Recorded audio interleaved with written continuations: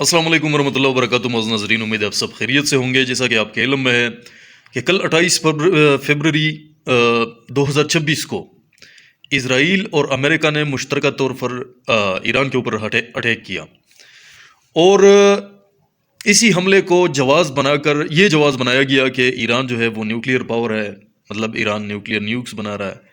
اور اسی طرح ایران کے اندر رجیم چینج کرنا جو ہے وہ ہمارا مقصد ہے۔ اور ٹرمپ یہ بیان دے رہا تھا کہ ہم نے پریمپٹیو اٹیک کیا۔ مطلب یہ کس طرح عجیب بات ہے؟ پریمپٹیو اٹیک اس اٹیک کو کہتے ہیں کہ مطلب آپ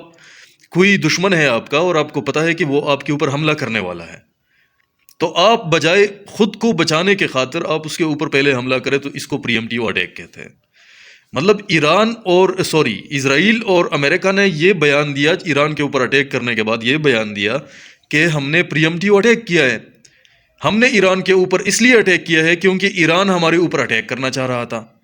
اگر ہم اٹیک نہ کرتے تو پھر ایران ہمارے اوپر اٹیک کرتا۔ آپ کا ذہن اگر صحیح ہے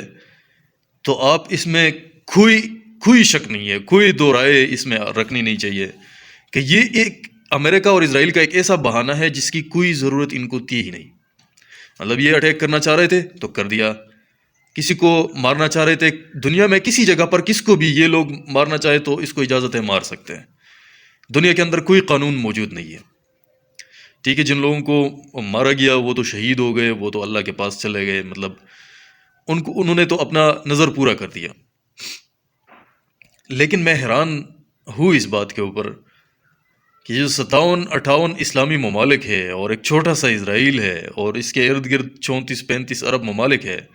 اور وہ یہ بیانات دے رہے ہیں کہ ہم اسرائیل کے ساتھ کھڑے ہیں، ہم امریکہ کے ساتھ کھڑے ہیں ایران کے اگینسٹ۔ تو بہت دکھ ہوا مجھے۔ یونائٹڈ نیشن سیکورٹی کونسل کا جو اجلاس آج میں نے صبح دیکھا تو بہت حیرانگی ہوئی مجھے یہ سنتے ہوئے عرب ممالک سے کہ we are standing with America against Iran. تو مجھے یوں محسوس ہوا کہ ایران کوئی بہت بڑا سپر پاور ہے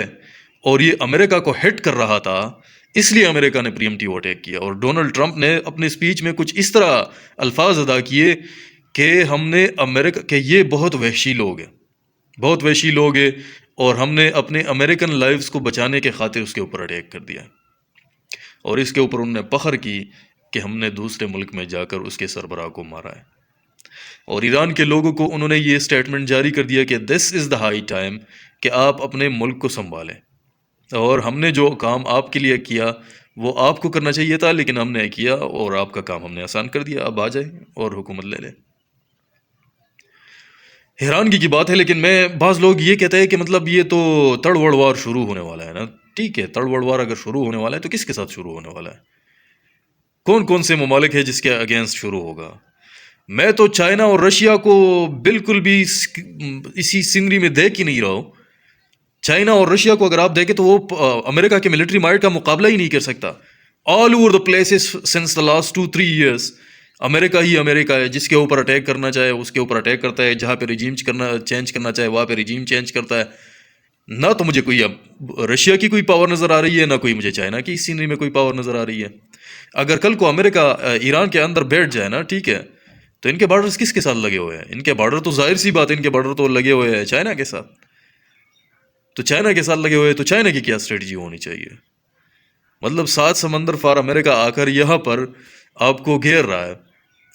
and you want to become a superpower of the world, and you want to become an eminent power, if not the superpower, if you want to become an eminent power in the world, and you have a place. تو کیا ہے آپ کا حیثیت؟ کیا ہے China کا حیثیت؟ کیا ہے؟ آئی ڈونٹ سی پیپل پدک کے باتیں کر رہے ہیں کہ چائنا یہ ہے، رشیا وہ ہے۔ مجھے تو نظر نہیں آ رہا ہے۔ The only military might right now which is floating on water and air everywhere. So I think that military might is America. اور انفارچونیٹلی کچھ الائنسز جو بن رہے ہیں، وہ الائنسز جیسے کہ کنیسٹ کے ایک اسپیچ میں، مطلب اپنے پارلیمنٹ کو اسپیچ کرتے ہوئے نیتن یاہو نے جو اسٹیٹمنٹ دیا تھا، وہ اسٹیٹمنٹ یہ تھا کہ مطلب ایک ہیگزاگون ٹائپ جو ہے وہ پاور بنا ہے۔ یہ بات بالکل غلط نہیں ہے کہ تڑ وڑ وار جو ہے یہ دنیا اس کے دہانے پہ کھڑی ہے، کیونکہ پاور شفٹنگ ہو رہی ہے، اور اس پاور شفٹنگ میں نیتن یاہو نے کہا ہے کہ مطلب ہم ہیگزاگون ٹائپ وہ بنا رہے ہیں، 6 کنٹریز اس میں شامل ہوں گے اور ان کا ایک الائنس ہوگا، اور 6 کنٹریز میں ایک کنٹری تو اسرائیل ہے، دوسری کنٹری جو ہے وہ انڈیا ہے، اور تیسرا امریکہ ہے، اور چوتھے پانچویں اور چھٹے کا ذکر ابھی تک ہوا نہیں ہے کہ یہ کون کون سے ممالک ہیں۔ لیکن گلوبل پاورز کے الائنسز جو ہے وہ یہ ظاہر ہے کہ مطلب وہ ہو رہے، اور اگر آپ دیکھیں تو مودی نے جب دورہ کیا اسرائیل کا، تو اسی کے بعد اسرائیل نے ایک دن اسی کے بعد اٹیک کر دیا، یعنی کہ انڈیا کو اپنے سائڈ پہ لے کے۔ تو مجھے یہ حیرت ہو رہی ہے کہ اگر ہم اس خوش فہمی میں ہے کہ ایران کو اگر ڈی اسٹیبلائز کر دیا جاتا ہے تو ایران کے اندر ایران کیا فائدہ ہے، ان لوگوں کو کیا فائدہ ہے ایران سے؟ زیادہ سے زیادہ فائدہ جو ہے وہ تیل کا ہو سکتا ہے، اور تیل تو ان کو وینزویلا سے بھی مل سکتے ہیں، امریکہ کے خود اپنے بہت بڑے ریزروائر ہے۔ تو 2-3 مقاصد ایران سے وہ حاصل کر سکتے ہیں۔ ایک مقصد تو یہ ہے کہ وہ ایران کے اندر اپنے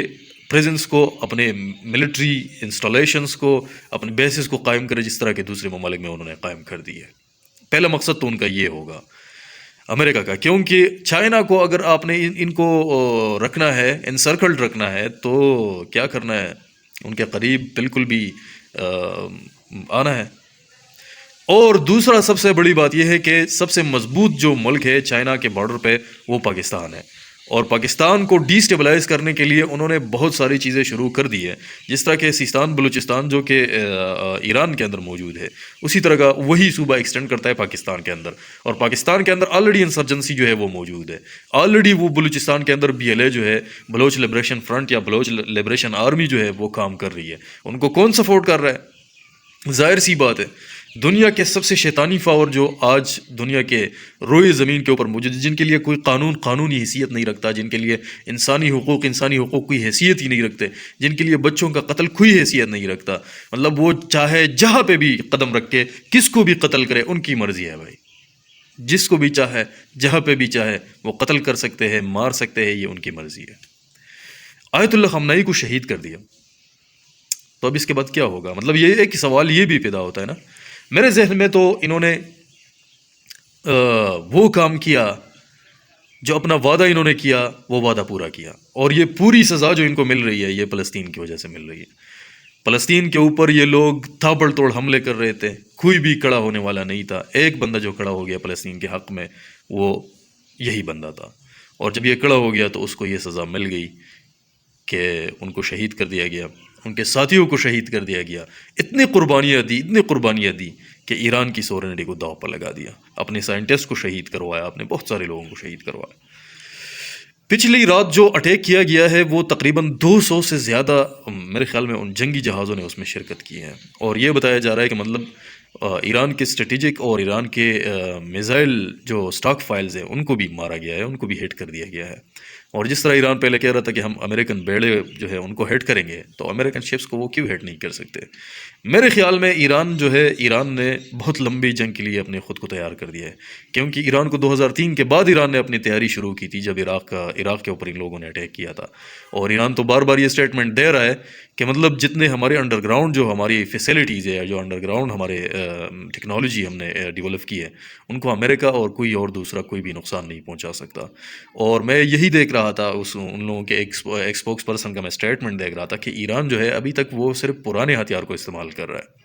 اور صرف اس لیے یہ پرانی چیزوں کو استعمال کر رہا ہے، پرانے ہتھیار کو، تاکہ ان کے ڈیفنس سسٹم کو، ایئر ڈیفنس سسٹم کو سیچوریٹ کیا جا سکے، اور ایران نے ابھی تک اپنی فل کیپیسٹی پہ فائٹ شروع کیا ہی نہیں ہے۔ لیکن ایک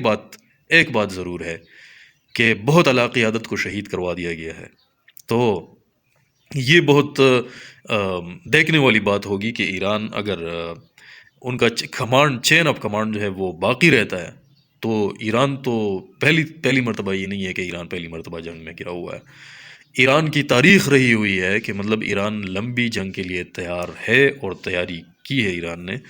اور لمبی جنگ وہ لڑ سکتا ہے۔ تو اس لیے میرا خیال یہ ہے کہ ایران نے ابھی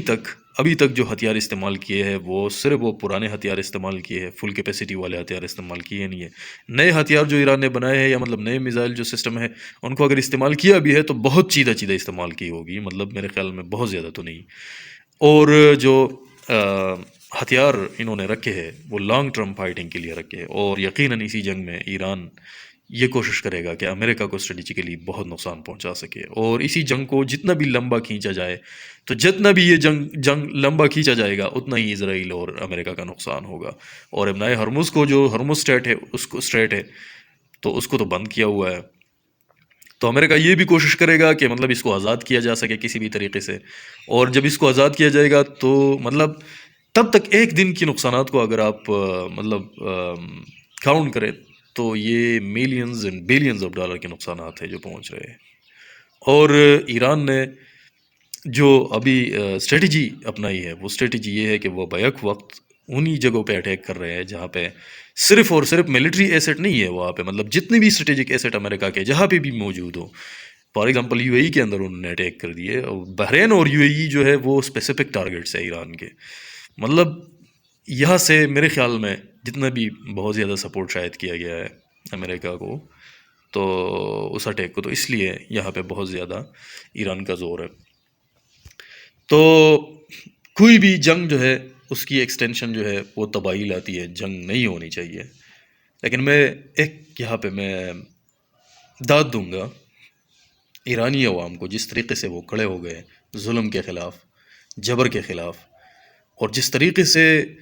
امریکہ کے سامنے جھکے نہیں، مطلب اپنی سروں کا نذرانہ پیش کر دیا، قربانیاں دے دی،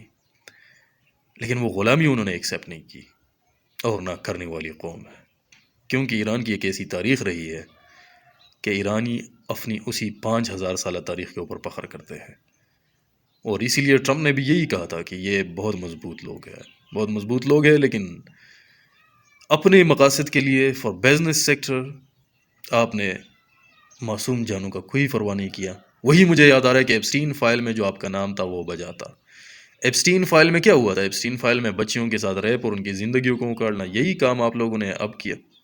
کبھی اسکول پہ اٹیک، کبھی ہاسپٹل کے اوپر اٹیک، کبھی سویلین جگہوں کے اوپر اٹیک۔ بہرحال اللہ سبحانہ و تعالیٰ سے دعا ہے کہ اس خطے کو امن کا گہوارہ بنا دے، اور جو ظالم ہے اس کو اللہ سبحانہ و تعالیٰ اس ظالم کو ایسے تباہ و برباد کر دے، ایسے نیست و نابود کر دے کہ تاریخ سے بھی اس کا نام مٹ جائے۔ اپنی دعاؤں میں ضرور یاد رکھیں۔ تھینک یو سو مچ۔ اللہ حافظ۔